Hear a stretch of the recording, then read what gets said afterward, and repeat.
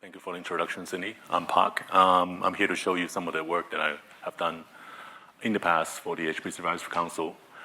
I'm going to show you an application. If there's time to allow, I'm probably showing you another one, but let's go ahead with the slides right now. So we have done quite a lot of the HPC application in the past.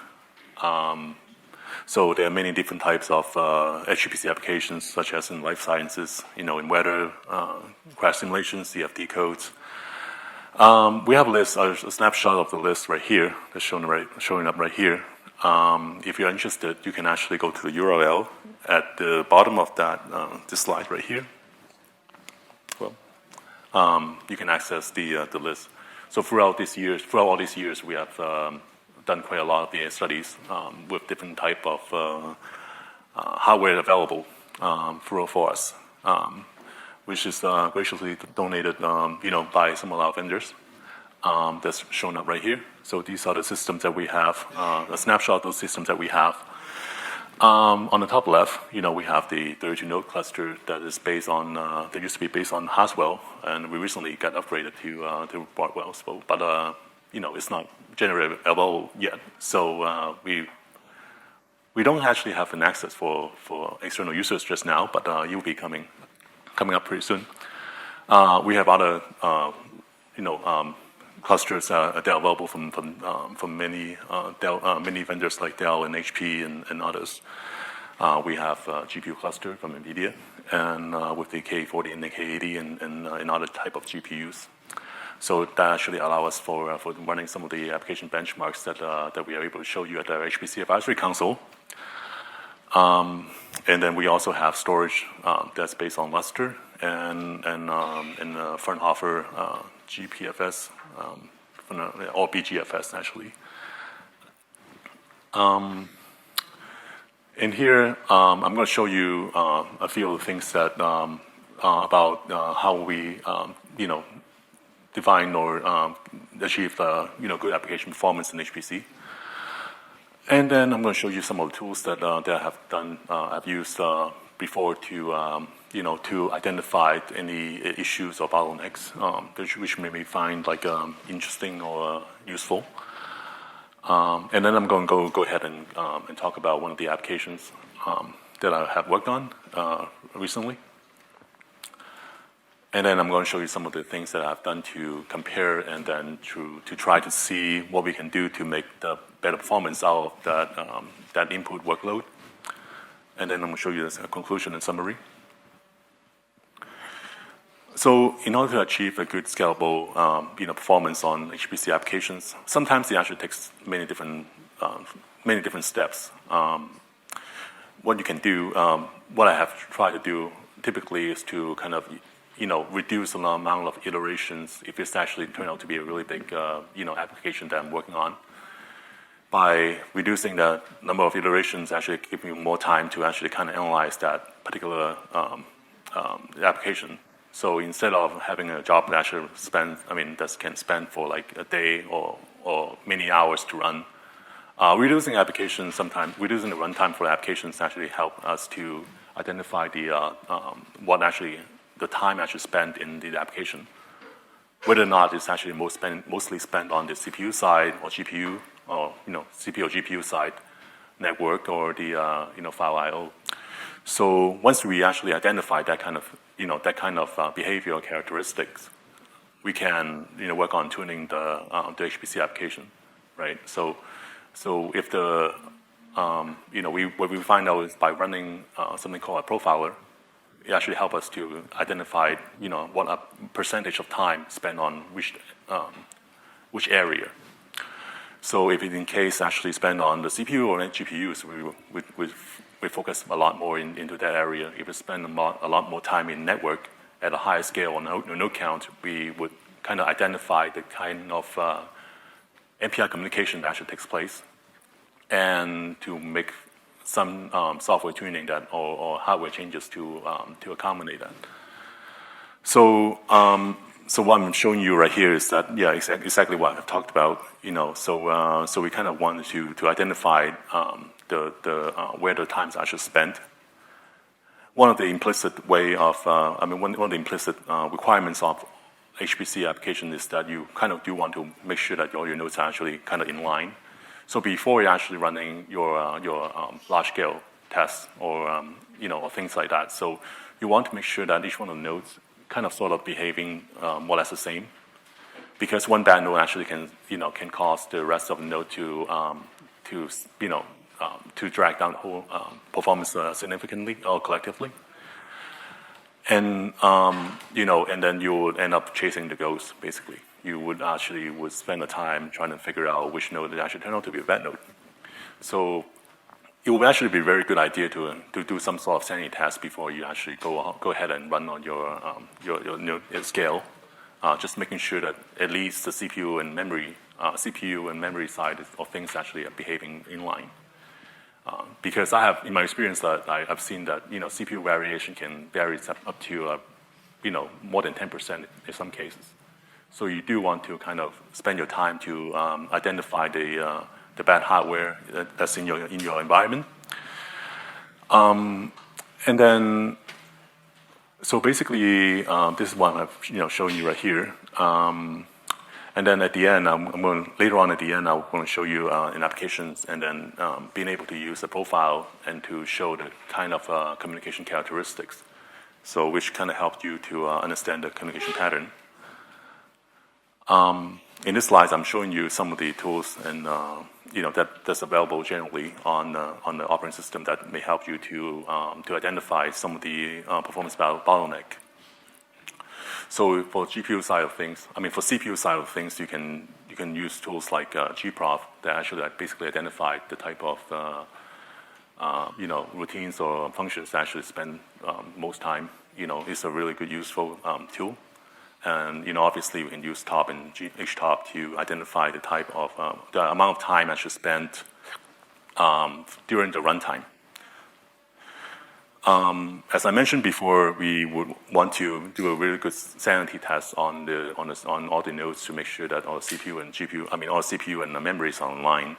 So Limpack and Stream are the really good tools for doing that, for identifying things like that. So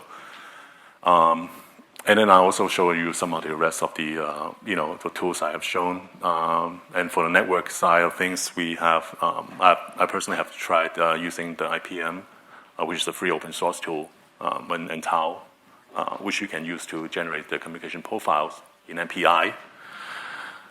With those tools, you can get a report at the end, and I'm going to show you the example of that later on. So the study I'm actually working on that I'm going to show you right now is the LS-DYNA application. And this study is actually basically work on being run on a cluster that's provided by our vendors. So by Intel and Dell and Mellanox. It's been housed at the HPC Advisory Council Cluster Center, which I maintain. So the Cluster Center, has systems basically for us to run application benchmarks on. The sign up for the access is free. So the sign-up page is on our website. So if anybody actually wants to make use of the cluster, you can sign up and then and we'll provide access for you. And the study that I'm going to show you is basically to show you some of the performance overview of LS-DYNA, and to show you some of the ways that we can tune for performance and some of the hardware sensitivity of LS-DYNA and what actually can improve, what kind of hardware can actually improve on the performance of LS-DYNA. So LS-DYNA is, in case you have not heard about it, it's called, this is the general purpose structure and fluid analysis simulation software that's made by the LSTC, the Livermore Software Technology Corporation. Mainly used for automotive, aerospace simulations or crash simulations. So as we have shown you right here, this is the car crash simulation software. Right. So this is the configuration that I'm working on at the HPC Advisory Council lab. So this is the configuration I used for this particular study.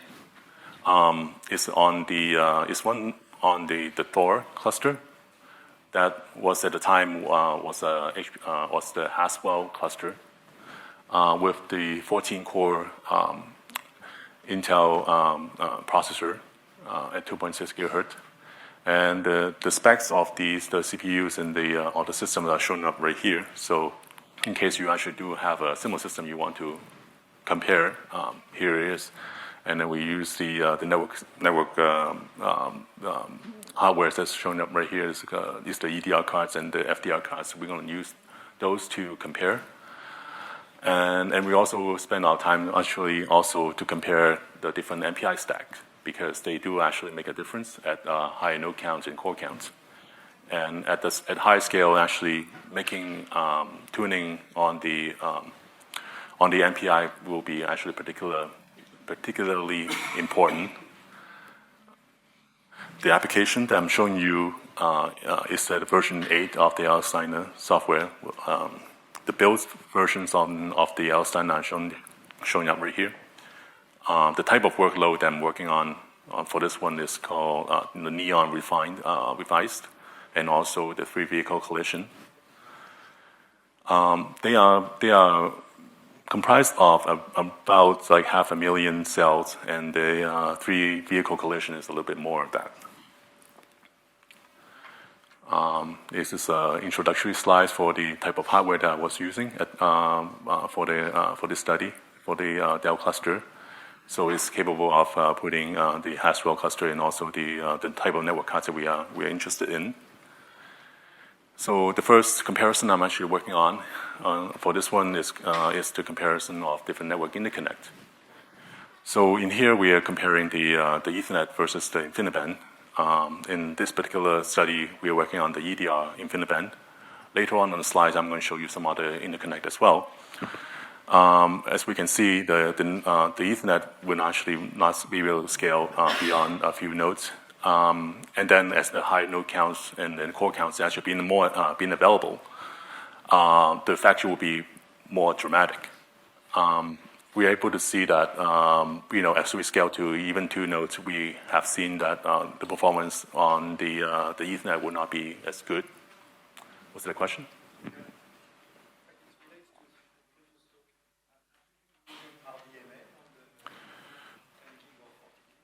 No, for this particular study, we have not.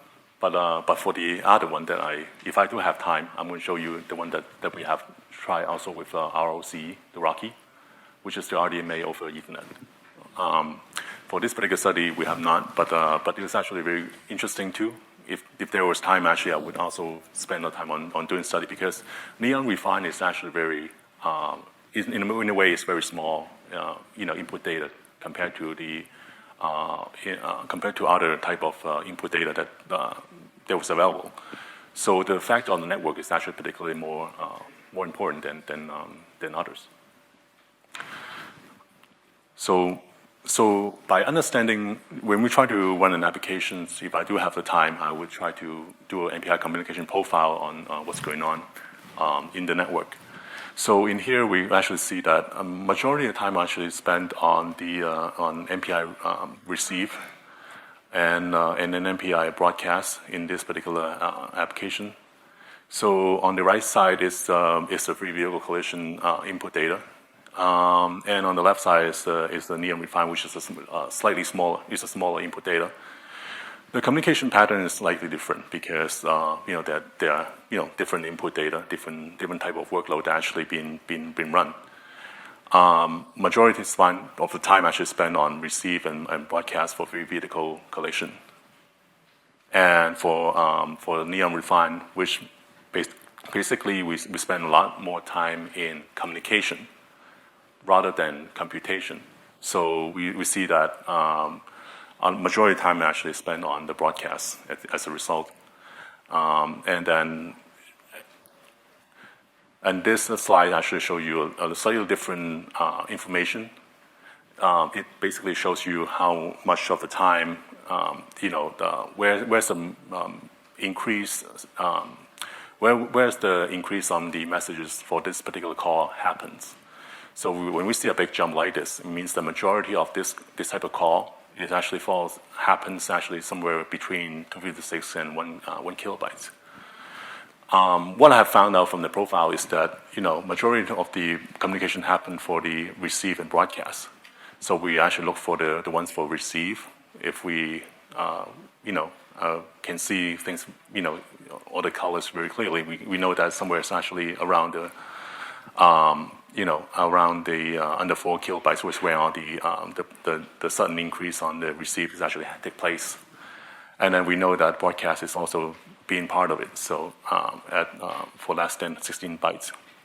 So from doing that, we actually can understand why and why certain network interconnect and would actually perform better than others, and what we can actually do in MPI level to kind of adjust the tuning parameters for them.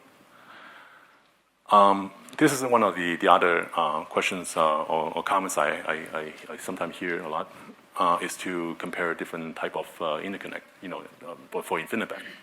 So in our lab we have FDR InfiniBand and also EDR, and we were asked to compare some of the input data for many different type of applications. And for this one, we are showing you for the LS-DYNA, for the neon refined device. We're able to see that about starting with 4 nodes, which is around 112 cores, because we are running with all MPI cores. We don't see much difference before that, but as we reach more than the 4 node case, which is around 8 nodes and 224 cores, we start to see a difference in performance between EDR and FDR. And as we scale out to more and more nodes, we know that the performance actually, the delta will actually increase. Okay, moving on to a different type of comparisons right here. So in our environment, we have a system that's capable of having 28 cores per node. So there are ways actually we can run in a system to have less cores available, per node, so that in a way that it actually help our users to kind of simulate the effect of the performance when actually less core, when you actually happen to get an Intel processor that has, or another processor that has less CPU cores, and you can see the effect of it. As we have one node, we see that there was a good, increase in performance for having more cores per node. But as we scale out to more and more nodes, and because, due to the amount of work that's actually being available for this particular input data, we may not actually see a really good benefits of having many cores that are available on each node. So for the around 32 nodes, we actually do see that having less core with the 24 cores per node, it actually gives us the best performance compared to the other two. With a slightly bigger input data, which is the free vehicle collision, we're seeing also the same thing, but it's actually, we're able to see that with the 20 cores nodes actually per node is actually giving us a better performance. So sometimes more cores does not always give out the best performance. That's what we have concluded from this studies. And LS-DYNA provides an executable that both SSD to instruction and also for the AVX to instruction compiled using the Intel compiler. And I have done some measurement on the two executable, and what I've found that is that the performance benefits for using the AVX2 is good, but it's not very dramatic. So with the AVX2 instruction set, we are able to see approximately a small benefits around 2 to 4%, as opposed to the other executable that was given. And then something about the input about the AVX2 instruction is that from what I've known, using it for LIMPAC and other input and other application is that tends to run at a slower clock speed than its regular clock speed. So when you actually enter into the AVX2 instruction. So for the type of the CPU that I'm working on, which is 2.6 gigahertz, the AVX2 clock is actually running at a lower clock speed. This is actually particularly true for the HPL, is when we're actually running it. Is that a question? Or?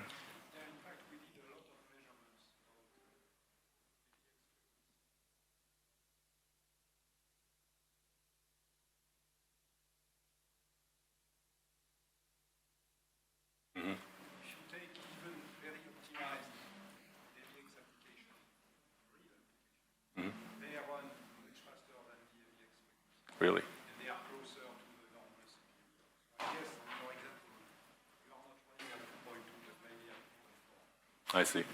So it could be that something better than 2.2 is what you can expect, except for HPL or Limpac. Have you benchmarked any other applications at AVX2 versus just SSA2? In my recollection, I may have done another one besides Limpac, and yeah. I typically just go with AVX2 regardless, just so that I know I can, try to exploit that, because AVX2 I think is, it's particular for the Haswell and better processor, so something I want to take advantage of, and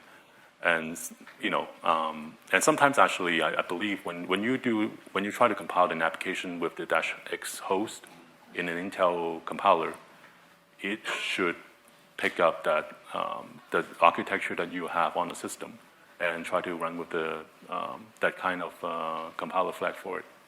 Correct me if I'm wrong though, but if I remember correctly, the -X host. Anybody? Okay.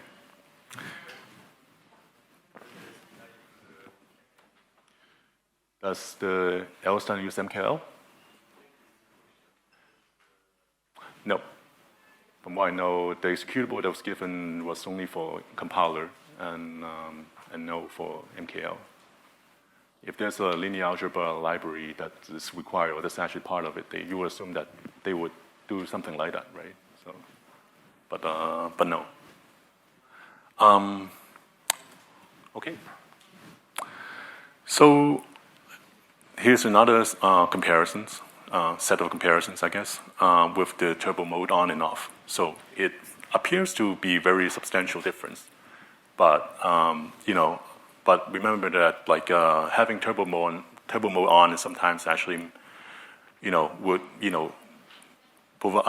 actually incur a really significant power consumption on a CPU compared to without it. So there are cases I've heard that you may want to just not do it if the performance delta is not actually that significant.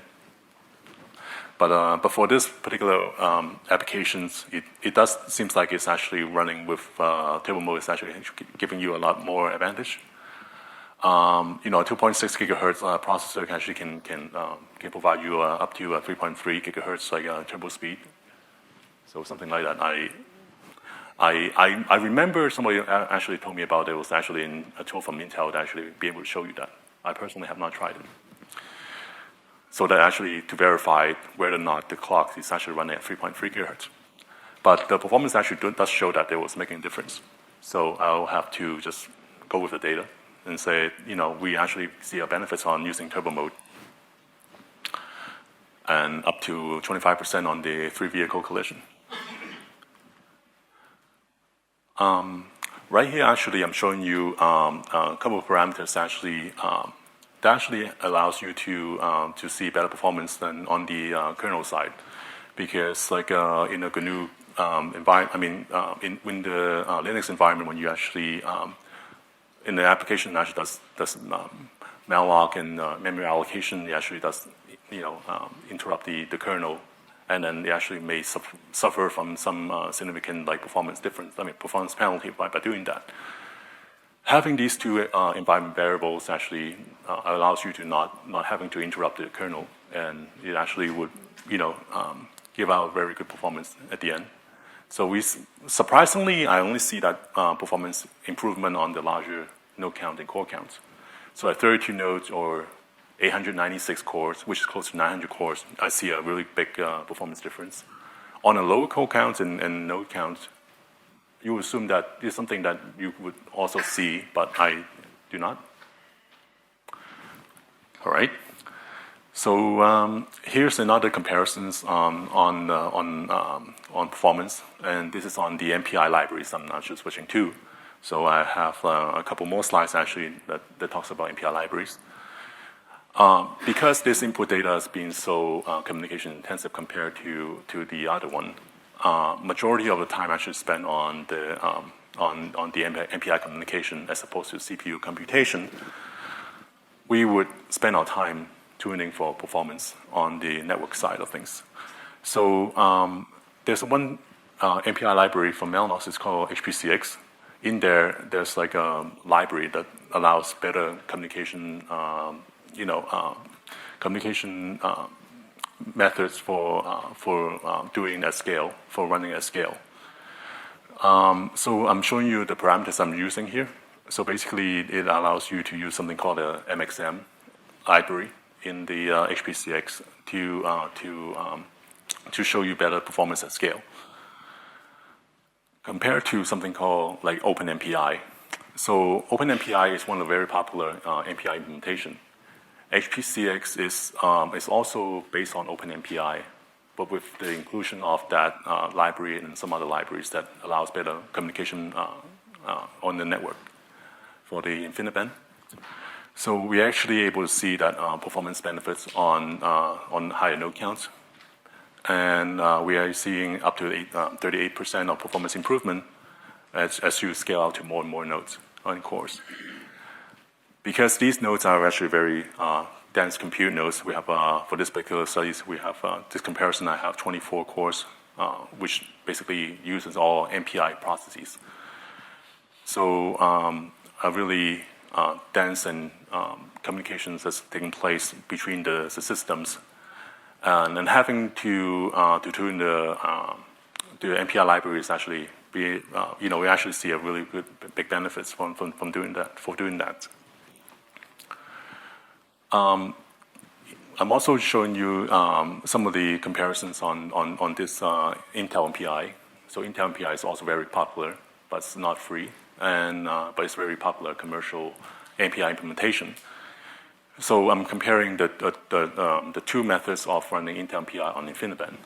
One is called the OFA, which uses the verbs library for communication. The other one is called DAPL, which is also particular for Intel MPI for using direct access protocol. So both are the methods for communications for Intel MPI. And for small nodes and node counts and core counts, we actually don't see much difference. As we scale to more and more nodes, and we actually able to show that this is more advantageous to use the DAPL. And there are also some other tuning parameters that they was actually using, and I'm showing you right here. Since I don't have much time, I'm just going to leave it there and then let you to review them later on. And here, I'm showing you some of the MPI implementation I've tried comparing as well, including the information from the last two slides. So we have OpenMPI, Intel MPI platform, and HPCX. They were compared right here. And we were able to see really good performance actually coming out from Intel MPI and HPCX. So at scale. So we can see that, so those two are actually leading the rest of them for the really communication intensive one. And for HPCX, we're able to see also very good results on the 3V co-collision test case. And some of the tuning parameters I actually have done on the OpenMPI and platform MPI shown you right here, in case you do want to see. And because we actually have different type of hardware that we have attained in the past, throughout these different times, so I actually made use of the existing systems, right? So for comparing, so we have a cluster up to 16 nodes back in the days when we have the Nehalem CPU. And the same system actually been upgraded to the Westmere. So basically, we took basically data from previous, and then we we overlap it into the same graph and see that how much the performance actually have gone up throughout these different type of hardware upgrades that we have had in the past. So comparing to something that's much older generations, at 16 node, it will be kind of equivalent to something slightly newer, such as Sandy Bridge at 8 nodes. So this is one way you can see that. I mean, so you take the 16 node compared to what you can get at the same level, and you kind of do the same thing on the larger node count, and you can see that, or even a small node count, you also can see that by having something that's slightly more modern in advancement on technology for like 2 or 3 years, you actually can see that performance actually got doubled.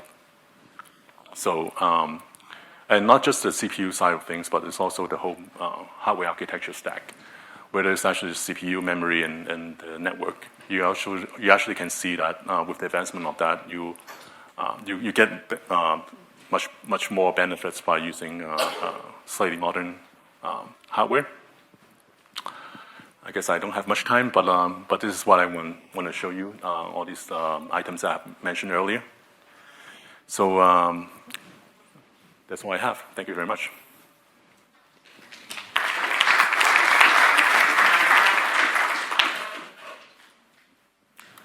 You guys have any questions? Yeah.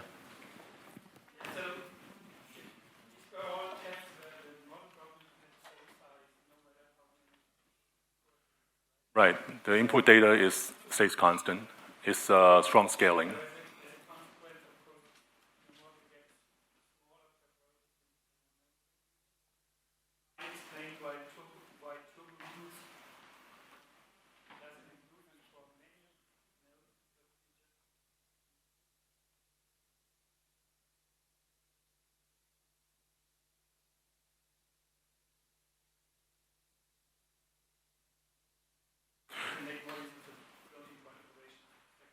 Sometimes I believe that's true, but I cannot tell for sure because I don't know. I don't have a tool that actually to see how much they actually fit in the cache. But from what I know, it's a strong scaling application. So the amount of cores that you have available, the workload stays constant. So on a small node case, you actually can see that double the amount of nodes you were very close to having the runtime to be halved. So, yeah.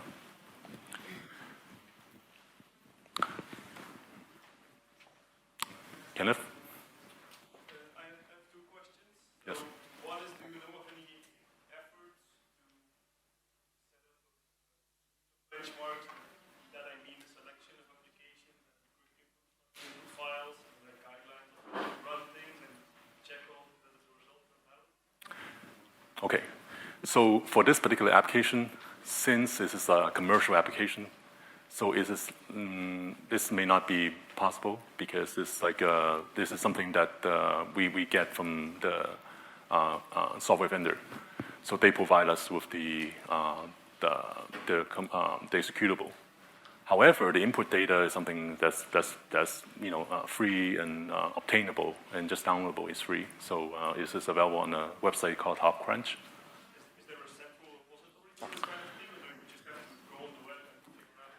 This typically I have to go to the many different places to find and to compare, and then to find out any reference timing that I was able to find. There's a way to compare and making sure that the results I'm getting is actually within a good margin. But yeah.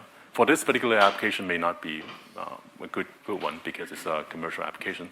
For something that's open source, it will be much more easier to do, to have a set input data and then have a location the way you can just always reference back to where you can download it from. Yeah. Maybe you could even hook up with DK and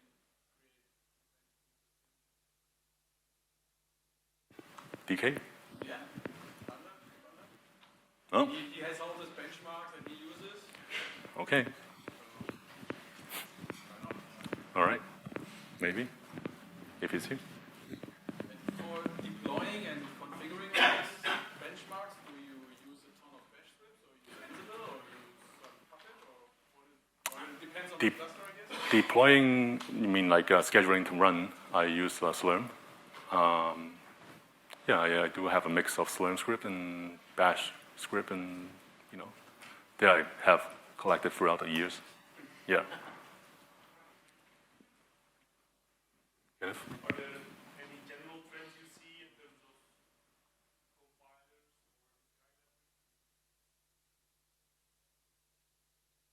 Generally, I believe, if you're working on the Intel architecture, you should at least try using the Intel compilers. Same thing for other vendors, like back in the days with AMD, you want to try the ACML with AMD, and whatever the compiler stack that they support. Back in the days, AMD were supporting many different ones, like, different GNU, they have their own math libraries, Intel has their own stack, but yeah. But I guess the word of caution is more like to use something that's in the same generation. So knowing that like Broadwell has, it's a new CPU, and you will want to actually match it with the OS with the same type, because what I've noticed is that they have added in supports for atomics for Broadwell, which may be only available in the latest like a RHEL 7.2, as opposed to something a little older. I mean, having old OS can boot, but it may not be showing the best performance. So you have to be very careful about making sure that they are in the right level of the generations of operating system and also the hardware.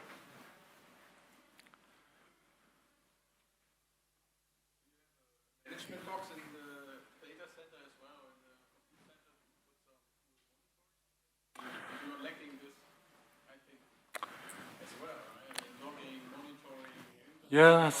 Yes, monitoring, yes, just to make sure that I don't have to go to the lab when I don't want to. I mean, knowing that some nodes is already down, I can easily fix them, but only for the very important one, because too many monitoring sometimes can also be a disadvantage, just because it can be very heavy loaded, and it will cause a slight performance degradation. Some of the agent, some of the daemon on for the monitoring can be costly. But you can query the IO device, and then you do not have any performance. Yes, And then you want to have like the watts, the performance, and power consumption.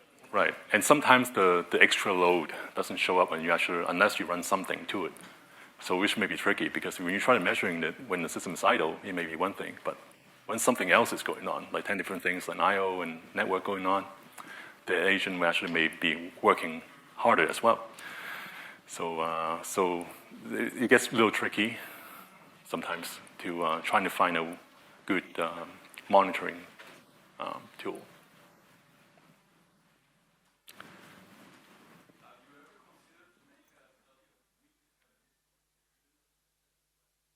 I have.